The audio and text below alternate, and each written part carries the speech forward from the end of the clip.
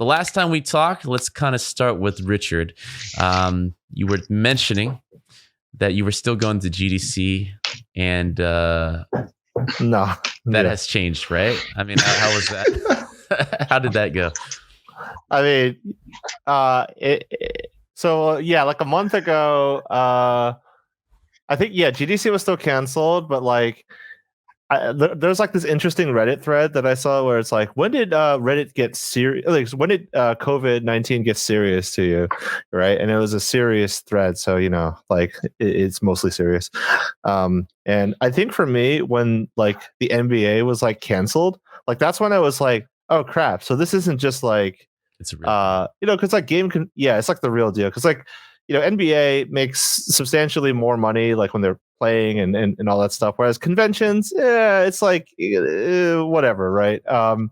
So I think like I forget what the turning point was, but it was always very sketchy, like whether or not we were like going to travel to GDC and all that. So we've had to pivot a lot of our plans and everything, and change up a lot of our PR strategies. But definitely now it's like home quarantine, and I mean, everybody's doing it now, so like it's pretty much the norm now. But like back then, I feel kind of foolish, but I am on record saying, "Oh, I'm going to fly to San Francisco." Yeah, that didn't happen. That's not going to happen for a long time. Yeah, I mean, Ray was in ground zero, and he's like, I don't think you're going to come in here. But Ray, Mr. King of the Castle, how have things changed since this kind of forced remote work from home pretty much across the industry right now? Yeah, like honestly, for me, haven't really missed a beat, right? I already work from home a lot already. I have meetings with people all around the world. So really, whether I'm in the office or at my house, it doesn't really matter. The big part is like some of the stuff I do outside of work, like I teach kids on the side on Saturdays, and that now is also online, and I don't really go outside a lot like I used to. So that has changed drastically. And everywhere I go, if I do go out, everywhere I go is pretty much empty. But yeah, man, it's in terms of work, it's business as usual, man. We're still trucking along, still interviewing, still doing meetings. But it's just all of it's over Zoom. So this is actually I like that. It's all over Zoom. Take note. Buy some Zoom stocks. It's definitely gonna take note. Whatever, haters. Well, I mean, Ray, you're kind of bringing up a good point. Your company have been set up for remote work, and the infrastructure. You guys had this for years now, so the transition was flawless. But the thing is, a lot of AAA companies aren't really set up for this. I mean, with very few people out of the office. So kind of reaching out, what type of stories are you hearing? What type of difficulties are you hearing? You too, Richard. Are you hearing from your friends about how this transitioning is happening right now? Because it's actually for sure. It's actually hilarious. It's hilarious. Go ahead, Richard. All right. Oh, okay. Sure. So kind of as he said, like for us, business as normal for Indie. We were already set up to work remotely anyway. We've got folks like who are working like internationally too, so this didn't really change that much. And for my side job with working with Tencent, like it was already remote. Like so I just had my first call with the designers over in Shenzhen over Zoom, which was a pretty marvelous software, and it actually went just as normal, But yeah, for everyone else though, I think like for people who have like worked for companies that like day in day out, you've been going there for like over 5 years. Like I talk to them and they're kind of freaking out. It's like, oh my god, working from home, like it's so lonely. I'm so used to all the distractions, or I'm not trying to like point fingers at anybody, but it's like I've been doing this for a while. Like working from home, you just kind of get used to it, So I think it's going to be a huge inflection point for the industry, like for the like not industry, for everybody, when they realize like, wait, working from home, actually, we can kind of get used to it, and there's like we can be more productive, and I think that a lot of like industries are going to reflect on just like what some of the benefits are. Not every industry benefits from working from home, but like there's certainly, video games are affected quite greatly by it. Oh, what kind of and I guess I'll go back to this with Ray right here. I mean, what kind of stories are you hearing from your industry friends about this transition? Like, what difficulties are you seeing? Since not all studios are kind of set up for this or prepared for this, because the emergency kind of happened over a weekend and everybody was suddenly at home. But I would say that a lot of the studios absolutely are not set up for this, right? Without naming any studios, there's a few that have really stringent security requirements for the computers that are in their office, right? So you cannot work from home, right? There's no infrastructure set up. You can't get into the Perforce server. You can't even get into the work network. They don't know what VPN is, right? Like there's so many companies that were completely not set up for this. And there were some that were like, okay, this is the new world. We're going to buy 400 laptops. Or there were some that are like, oh, okay, we're gonna install Citrix, and then everybody can just tunnel in from their home computer using Citrix to their work computer, and they never miss a beat, right? And then there's others where they're arguing over who should get access to the 100 licenses of Citrix, right? Like so, right? So there was a wide variety of responses, and it was all a lot of folks who were trying to figure it out and are scrambling right now. And I find it really.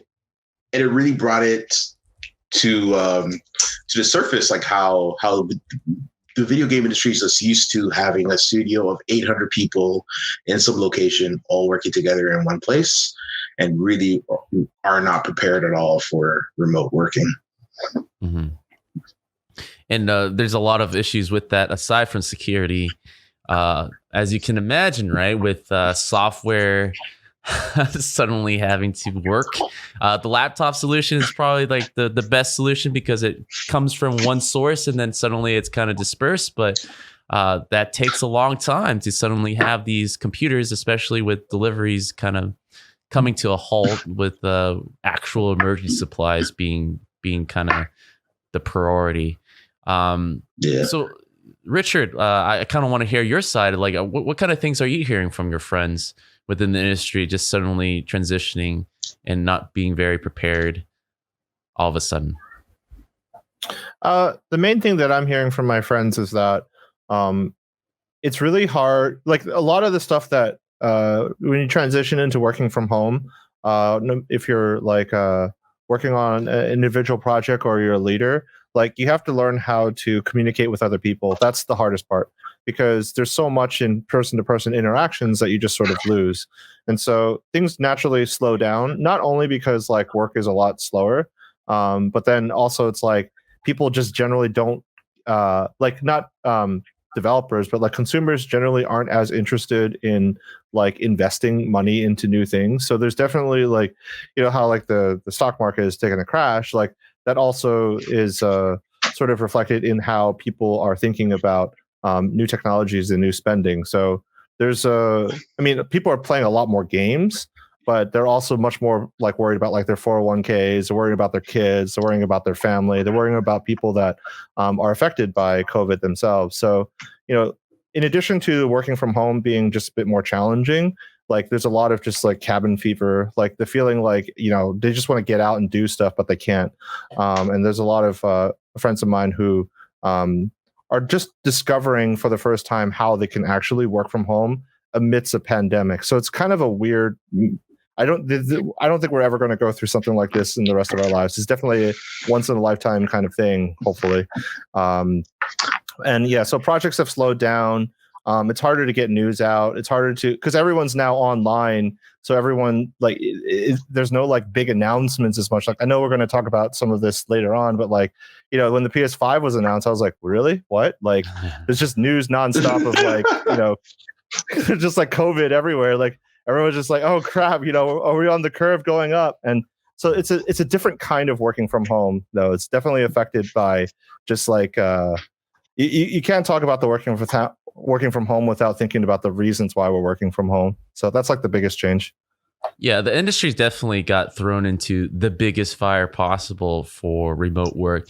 I would say a large part of the AAA industry was never really set up for this, but suddenly we're kind of Yeah. thrown in with this, and with all the kids kind of canceled school, they have to kind of balance the distraction of just the kiddos running around and suddenly having to be totally disciplined in doing so. I mean, Richard, you're totally been in that situation, so you're kind of used to it. But even with the challenges of just suddenly the kids starting summer early, basically, it's a different type of mentality to like, well, I'm basically gonna have to sit there and homeschool them in a way, and at the same time get stuff done on this like intensive schedule for a prolonged for time.